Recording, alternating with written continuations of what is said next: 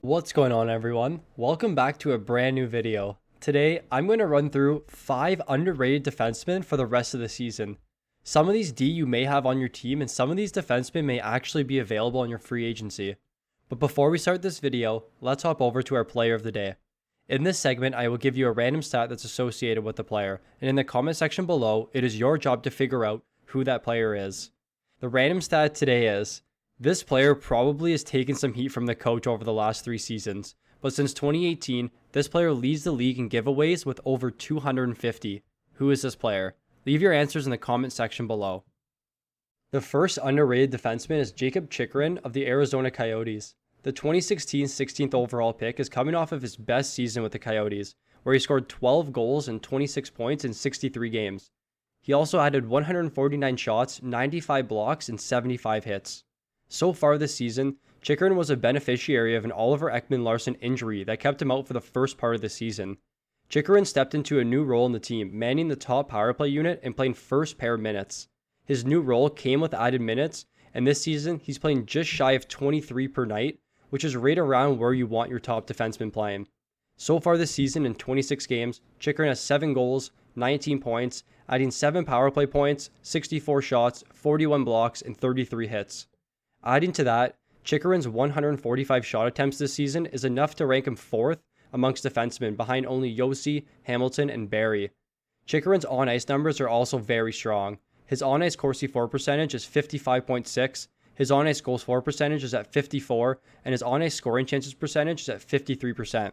This is a very good note, given Chychrun is matching up against opposing teams' top lines and still has really positive on-ice numbers. Chychrun is going to play a very big role for the Coyotes down the stretch as they look to make a playoff run.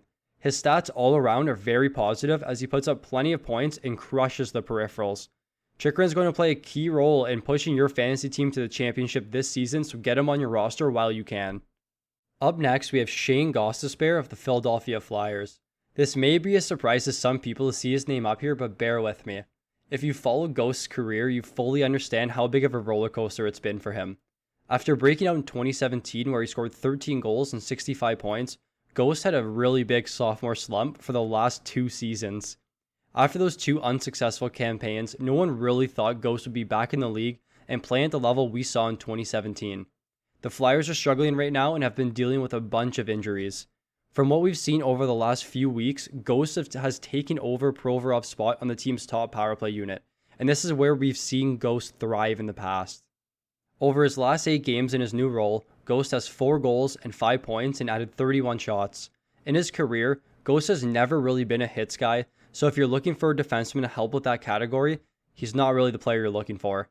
Nevertheless, his point production is what we're really keen on for him, and now that he's found his role again on the team and on the team's top power play unit, who ranks top 10 for goals over the last 2 seasons, Ghost is making a case to be an extremely underrated player for the rest of the season.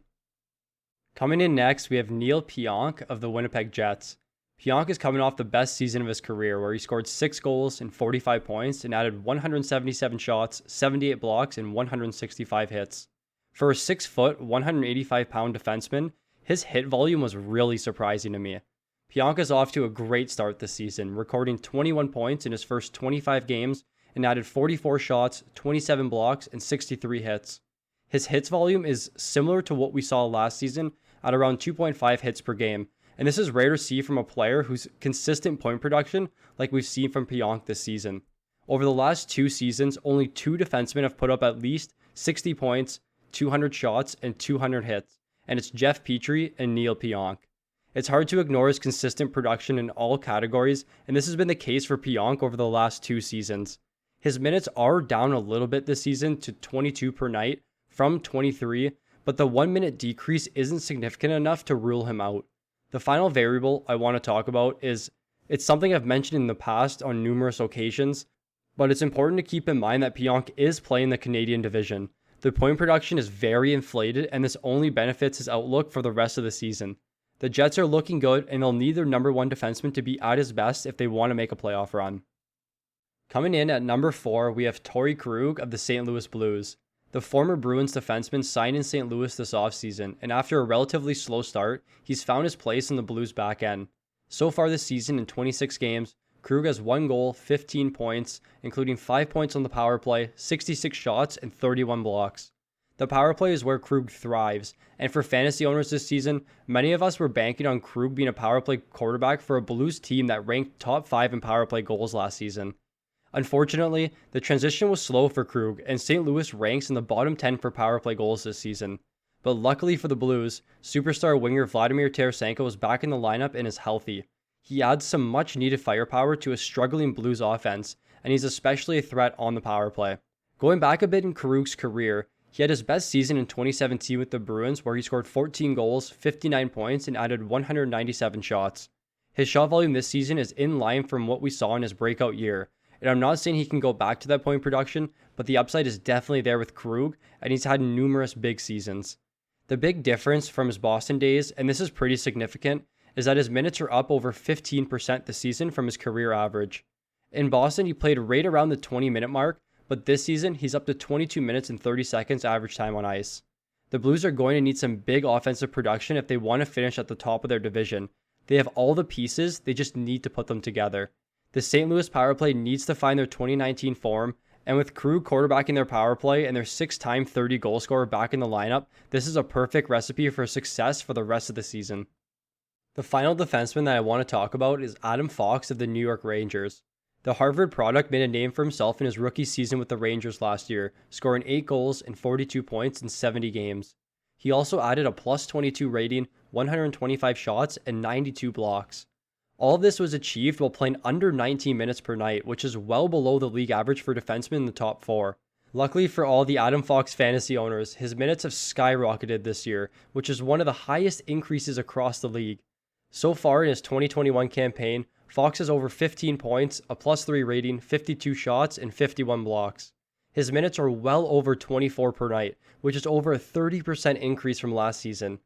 I'm sure we all know the Tony DeAngelo storyline, so I won't get into it, but Fox has been a beneficiary of his absence. He's now quarterbacking the top power play unit and has 9 power play points so far this season. It's clear that Fox is the most important defenseman on the team. He's the only defenseman to post above a 50% on-ice numbers for every category. His on-ice Corsi for percentage is at 54%, his on-ice goals for percentage is up to an outstanding 62.2%, and his high danger chances for percent is at 61.3. These numbers all indicate that Fox is a very effective player both offensively and defensively when he's on the ice. Now that we have news of Panarin returning to the team, the Rangers squad has the firepower to find a spot in the playoffs this season, and if they do make a run, we anticipate Fox to play a very important role. That'll do it for our top 5 most underrated defensemen for the rest of the season. If you enjoyed the video, please leave a like, and if you're new to the channel, please subscribe. If you haven't already, click the link in our description and join our Discord. The Fantasy Puck community is growing, and we want all of you to be part of it. Thank you for watching, and I look forward to seeing you in the next one.